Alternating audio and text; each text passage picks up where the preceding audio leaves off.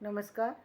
MHD 7 के अंतर्गत आज हम जानेंगे मातृभाषा के विषय में।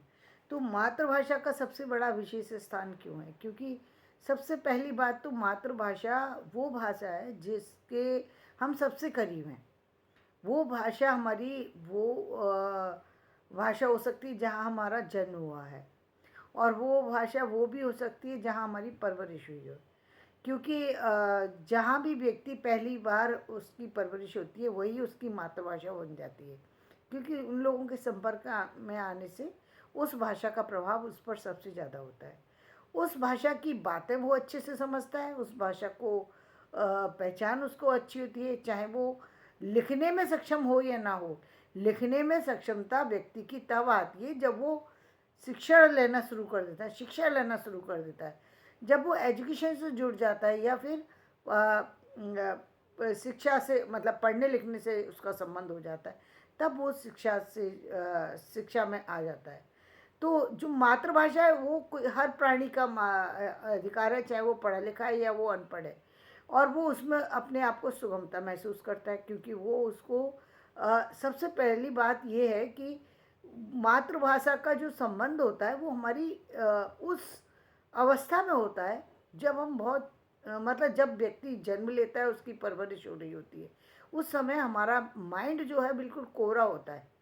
उस पर जो प्रभाव पड़ता है वो स्थायी बन जाता है, और उस चीज़ पर कोई दूसरी चीज़ नहीं होती। इसलिए वो चीज़ें जो कि बहुत टफ हो सकती हैं, लेकिन वो उस पर अंकित हो जाती हैं। उसमें उसको किसी भाषा के लिए व्याकरण सीखने की ज़रूरत नहीं है, किसी भाषा की अन्य चीज़ों की, बस वो सुनता है और सीखता चला जाता है।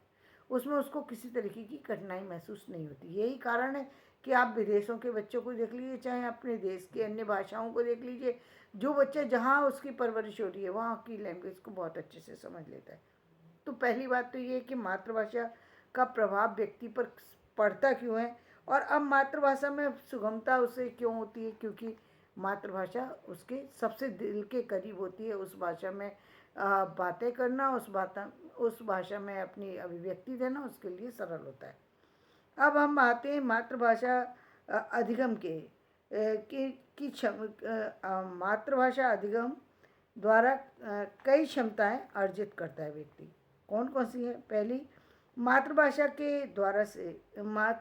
के माध्यम से व्यक्ति जो है ज्ञान के अनुभव में सिद्धि प्राप्त कर लेता है। यानी उसको जो है सारी शिक्षा जो है जल्दी प्राप्त हो जाती है। वो सारी चीज़ें जो कि बहुत कठिन हो सकती हैं, लेकिन उसको अपनी मातृभाषा में बहुत सरल महसूस होती है। सेकंड, व्यक्ति बोधन की क्षमता, उस मतलब उसकी चीज़ों को समझने की क्षमता उस भाषा में ज़्यादा होती है।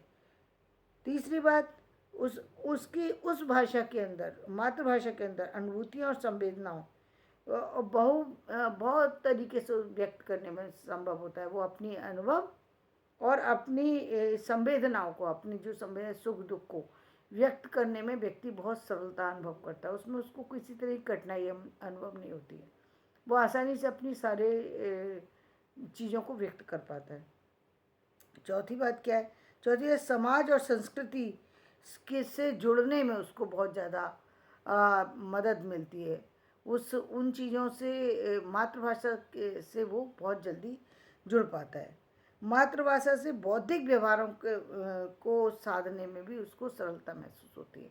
यानी जिन चीज़ों को याद करने में, समझने में उसे टाइम लगता है, वहीं वो मातृभाषा के माध्यम से बहुत जल्दी समझ पाता है। आजकल ऐसा भी देखने में आ रहा है कि मातृभाषा से कहीं अधिक व्यक्ति सेकंड लैंग्वेज को जानने लगा है। ऐसा क्यों हो रहा है? ऐसा इसलिए हो रहा है क्योंकि मातृभाषा, आप बच्चा 2 साल की एज में आपने उसको स्कूलिंग के लिए भेज दिया। अब 2 साल की बच्ची में बच्चा जो जा रहा है, वो पहले जो एजुकेशन ले रहा है बच्चों के साथ में, वो मान लीजिए उसको इंग्लिश मीडियम के माध्यम से दी जा रही है।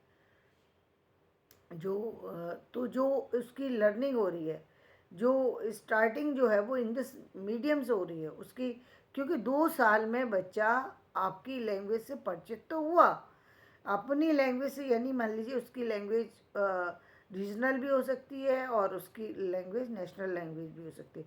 उससे वो परिचित तो हुआ, अपने माता पिता की लैंग्वेज से परिचित तो हुआ वो, लेकिन उसके बाद उसका मीडियम चेंज हो गया।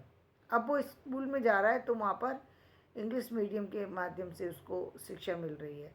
या बच्चा विदेश में कहीं है तो विदेशी भाषा जो भी फॉरेन लैंग्वेज है, मान लीजिए फ्रांस में रहते हैं उसके पेरेंट्स, और वो फ्रांस के किसी स्कूल में जाता है तो वो फ्रेंच भाषा के ज़्यादा नज़दीक आ जाएगा, क्योंकि वो स्कूलिंग का बहुत बड़ा इफेक्ट बच्चे पर पड़ता है।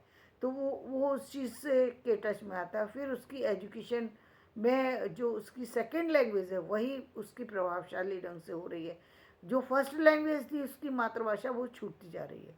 ये बहुत सारे हम उन बच्चों में भी देख सकते हैं जिनके पेरेंट्स जो अब जिन्होंने जो है विदेशों में जो है जा कर के वहाँ पर अपना जो है अपना करियर स्टार्ट कर लिया है, उनके बच्चों को आप देख सकते हैं कि उनके बच्चे जो हैं अपनी मातृभाषा उनकी हिंदी है, लेकिन वो विदेशों में जाने के बाद इंग्लिश को पूरी तरह अपना चुके हैं। उनको हिंदी में बोलने में कठिनाई होती है, हिंदी में बोल ही नहीं पाते, अपनी सामान्य अभिव्यक्ति भी वो नहीं कर पाते।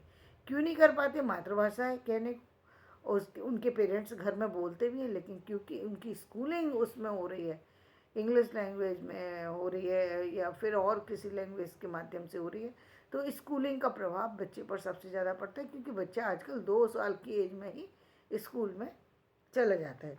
तो मातृभाषा इम्पोर्टेंट है, लेकिन मातृभाषा में परिवर्तन क्यों आ रहा है?